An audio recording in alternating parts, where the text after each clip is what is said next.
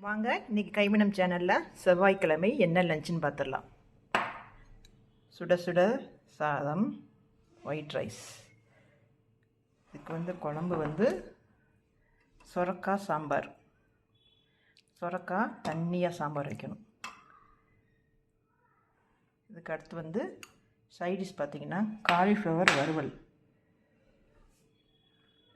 அடுத்து beans carrot பொரியல். இது மாங்காய் உப்பு மிளகாய் போட்டு பரட்டி வச்சுருக்கிறது தயிர் சாதத்துக்கு சூப்பராக இருக்கும். இது வடகம். இது மோர், தாளிச்ச மோர்.